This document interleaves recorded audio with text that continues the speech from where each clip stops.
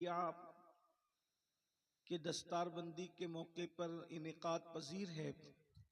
اللہ تبارک و تعالی اسے قبولیت کا شرف عطا فرمائے اور دارالعلوم اہل سنت تاج الشریعہ کو اور اس کے جملہ کارکنان کو، ذمہ داران کو اللہ پاک دن 11ویں رات 12ویں ترقی عطا فرمائے۔ اس موقع پر آیہ کریمہ جو تلاوت کی گئی ہے اس کے متعلق اللہ تبارک و تعالی مجھے حق کہنے اور آپ سب کو حق سن کر اس پر عمل کرنے اور اسے عام کرنے کی توفیق عطا فرمائے۔ آیہ مبارکہ میں اللہ رب العزت اپنے بندوں کو آگاہ فرما رہا ہے اور ارشاد ہوتا ہے کہ بے شک تیرے رب کی پکڑ بڑی سخت ہے۔ وہ اللہ جو کروڑوں ماؤں سے زیادہ اپنے بندوں سے پیار کرتا ہے، اللہ اپنے بندوں سے جتنا پیار کرتا ہے اتنا کوئی کسی سے پیار نہیں کر سکتا، لیکن جب کوئی بندہ اللہ کی حدوں کو توڑتا ہے، اللہ کے غضب کو چیلنج کرتا ہے، اللہ کی نافرمانی کرتا ہے، اللہ نے جس چیز کو اپنی شان غیرت کی وجہ سے حرام کر دیا، جب انسان حرام کاموں کے اندر ملوث ہوتا ہے تو اللہ تبارک و تعالی وہ محبت کرنے والا رب، وہ پیار کرنے والا رب ارشاد فرماتا ہے کہ تیرے رب کی پکڑ بڑی سخت ہے۔ اور اللہ تبارک و تعالی جب گنہگاروں کی پکڑ کرتا ہے، ان کے گناہ کی وجہ سے، جرائم کرنے والوں کے جرم کی بنیاد پر جب اللہ ان کی پکڑ کرتا ہے تو پھر جب اللہ پکڑ کرنے پر آتا ہے تو دنیا کی کوئی طاقت اللہ کی پکڑ سے بچا نہیں سکتی۔ حدیث پاک کا مفہوم ہے اللہ رب العزت نے مجرموں کے لیے جو جہنم تیار کر رکھی ہے اور جہنم کا جو عذاب تیار کر رکھا ہے، آقا کریم صلی اللہ علیہ وآلہ وسلم کے فرمان کا مفہوم ہے۔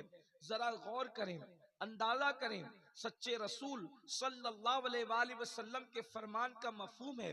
آقا ارشاد فرماتے ہیں کہ جہاں سے سورج نکلتا ہے، یعنی سورج نکلنے کی جگہ جسے ہم اور آپ مشرق کہتے ہیں، وہاں پر جہنم کی آگ کی ایک چنگاری رکھی جائے۔ پوری جہنم کی آگ نہیں، جہنم کی آگ کا شعلہ نہیں، بلکہ صرف جہنم کی آگ کی ایک ہلکی سی چنگاری رکھی جائے۔ کہاں؟ مشرق میں۔ اور جہاں سورج غروب ہوتا ہے، جس کو لوگ مغرب کہتے ہیں، وہاں کوئی انسان کھڑا ہو تو مشرق کی وہ چنگاری مغرب میں کھڑے ہوئے انسان کو جلا کر کے خاکستر کر دے۔ یہ جہنم کی ادنا سی چنگاری کی کیفیت ہے۔ اب آپ مجھے بتائیں اللہ کے بندو، مصطفیٰ جان رحمت صلی اللہ علیہ وآلہ وسلم کے دیوانوں، جب ادنا سی چھوٹی سی چنگاری کا یہ حال ہے کہ مشرق میں ہو تو مغرب کے اندر کھڑے ہوئے انسان کو جلا کر کے راکھ کر دے، خاک کر دے، اور یہ کوئی خطیب یا مقرر یا جلسے کے ناظم کی خطابت کی جولانیہ نہیں ہے، بلکہ یہ سچے رسول کا فرمان ہے، ہم سب کے آقا کا فرمان ہے۔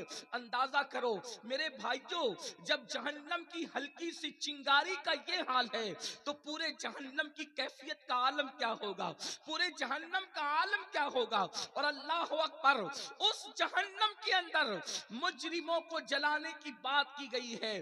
اللہ ارشاد فرماتا ہے ان الابرار لفی نعیم وان الفجار لفی جہیم، کہ نیکوں کے لیے جنت ہے اور مجرم اور گنہگاروں کے لیے جہنم ہے۔ اب آپ مجھے بتائیں میری قوم کے جوانوں، یہاں ہزاروں کی تعداد میں عشاقان رسول نوجوان موجود ہے، میرے آقا علیہ الصلوۃ والتسلیم کے پیارے دیوانوں، تھوڑی دیر کے لیے سوچو، احتساب کرو۔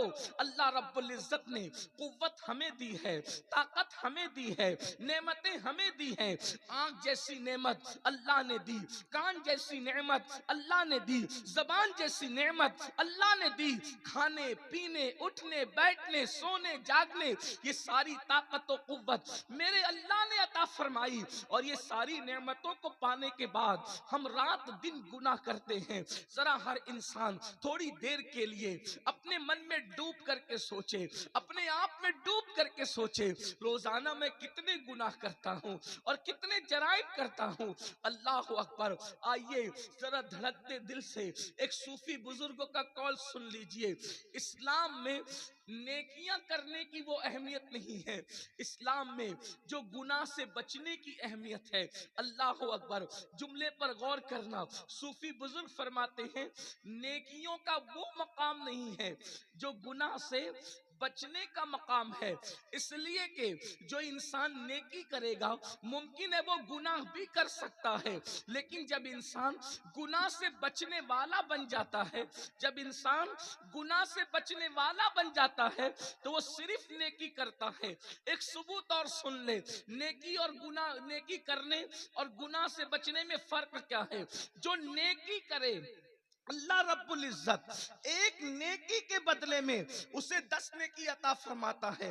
دیکھو نیکی کا صلہ کیا ہے، جو نیکی کرے ایک نیکی کے بدلے میں اللہ رب العزت اسے 10 نیکی عطا فرماتا ہے، اور جو گناہ سے رک جائے اللہ کے ڈر سے، اللہ کے خوف سے کہ اللہ دیکھ رہا ہے، اس کا صلہ کیا ہے؟ تو قرآن کہتا ہے وَلِمَنْ خَافَ مَقَامَ رَبِّهِ جَنَّتَانِ، جو اللہ کی بارگاہ میں اس کے دربار میں کھڑے رہنے سے ڈر گیا یعنی گناہ سے بچ گیا، اللہ اسے 2 جنتیں عطا فرماتا ہے۔